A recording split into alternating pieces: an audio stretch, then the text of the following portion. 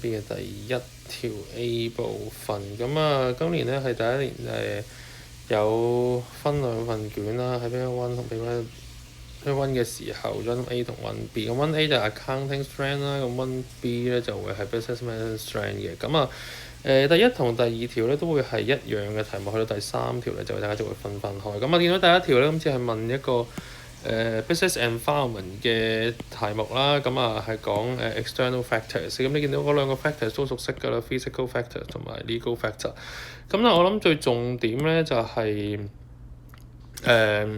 大家要清楚咧，就究竟呢一間公司係做啲乜嘢啊？呢個都係成日喺個題目上面都講。咁佢今次呢間公司咧係就係叫 Speedy Motor 啦。咁佢係一間 private limited company，佢係 sell 喺香港嚟講係本身係 sell petrol car 嘅。不過現在嚟講咧，佢話就係想喺香港咧轉賣呢一個 electric private vehicle。咁所以呢個好重點嘅就係你要記得，我哋而家想去睇嘅時候咧，就係賣呢一個電車啦。OK 得唔得？咁所以你喺答題目嘅時候咧，我哋成日好強調一個字叫 contextualization，即係點樣答你嗰啲題目嘅時候咧，係同你嗰個題目嘅資料係可以結連嘅。咁所以我哋望翻個答案，當然 physical factor，我諗大家諗起嘅時候都會諗到 infrastructure 呢個字，咁大家應該喺好多 textbook 啊或者其他啲 notes 都會見。咁所以呢樣嘢都唔賴。不過 infrastructure 入邊見到咧，喺嗰個答法上面咧，你會見到咧，佢都好側重於一個位咧，就係佢係要同 electric vehicle charging 呢樣嘢咧係好有關聯嘅，即係頭先我想講上面即係呢一隻字有個重點嗰隻字眼 contextualization。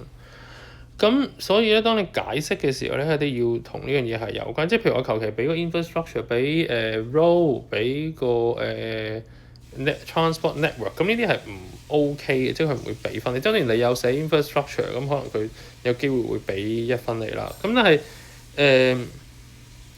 第二樣嘢咧就係、你會見到，譬如可能我哋之前都幾常用一個 point 咧，叫stability of electric， 即係 stop。咁呢個都 OK，因為佢電車啊嘛，咁所以你供電穩定咁就係差唔多啦，係咪？咁所以變咗喺 infrastructure 入邊嚟講，你見到係同叉電車嘅設施有關啦。咁所以你見到佢嘅答案俾你嘅時候，其實佢都會同嗰個嘅public 嘅 charging facility 係有關。咁第二個咧就相對當年比較少同學會答到，譬如講緊個 weather 或者 climate 呢個字啦。咁但係即係佢嘅意思同電池嘅充電量有關。即係如果你香港比較潮濕咧，比較熱啦，咁所以可能會容易耗電啲，你有一個高啲嘅充電嘅 capacity。咁但係所以變咗嚟講咧，就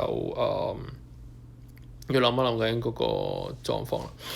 咁當然都有少部分同學會答同嗰個 air pollution 啊或者 air quality 有關，咁但係就比較少啲，即係因為同嗰個 common image。咁但係我覺得呢個 point 係相對地比較難講得到咯，我自己會覺得。好啦，咁去到 legal factor， 當然我哋成日都見到某隻字，即係大家都好容易串錯嘅 license 呢個字係 LICENSE 啊，係咪 OK？ 咁記得咧就係、嗱，不過呢樣嘢要小心嘅，即係我成日話賣電車，咁其實我哋賣電車使唔使攞 license 嘅？喺香港咧就冇呢樣嘢嘅 OK， 咁所以變咗你講個 license 係講邊個部分咧，其實就要好小心啊。個 license 講嗰個部分其實係同個電車有關，不過係講緊個 type of electric car approved by the government。咁所以呢個部分要好小心就係、原來佢講電車唔係講賣電車呢件行為呢件事啦，而係講緊個電車你可以賣嘅種類啊。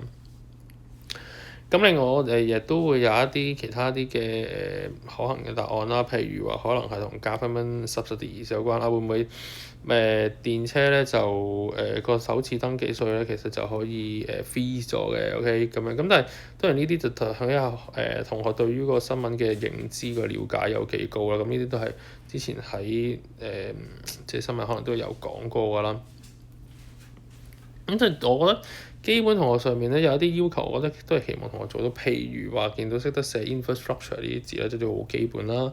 咁第 license 啊 regulation 呢啲同 electric car 係有關嘅，都希望同學係寫得到嘅。咁頭先講過啦physical factor 嚟講，我哋記得第一佢唔係producing 嘅 electric car 啦，咁所以你寫呢句就拜拜啦，係啦。咁第二就係你嘅 shop location 呢個都好多同學好中意寫，特別係寫 physical factor 嘅時候咧，都會寫。咁記得呢啲 point 係 not acceptable 嘅，即係你唔可以答啦，因為你記得講 shop location 其實係一個 internal factor，唔係一個 external factor。我哋成日講呢啲 factor 都係 external factor。咁就legal factor 嚟講就profit tax rate 啊，呢啲都唔係特別 related to 你嗰個即係特別係賣電車呢個事啦。咁第二 license to be obtained for selling 嗱，呢個有時就係嗰個認知度嘅問題咧，即係你 license 係，但係咪寫 selling？我話 selling 咁係咪要攞牌咁？冇咁，所以呢個喺common sense 入面嚟講佢唔可行，咁所以呢幾個 point 全部都唔得。咁啊特別留意串法啦，個串字上面 licence icence 咁都係 OK 嘅，你見到。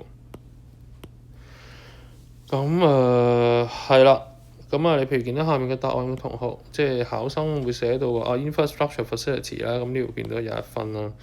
咁夠唔夠充電站㗎？咁如果唔夠嘅話，咁啲人就購買嘅意欲就會減低啦。咁所以呢度都會有1分。咁樓上嗰個 key point，樓下嗰個就係 elaboration 啦，你見到。咁另外就有啲同學就會即係睇考生啦，你會見到就會寫住 raw material，咁好明顯係 produce。咁你見到 produce 咁就呢個明顯就錯，咁呢個就冇分啦呢個位。咁 legal factor 咁串錯咗 licensing 啦，咁同埋咁呢度就變咗0咗冇啦。咁keywords 錯就冇啦。咁另外佢話要 apply 個 license 先可以買車喎，咁所以都係唔啱。咁所以呢兩個答案咧其實都係0分嘅，你會見到。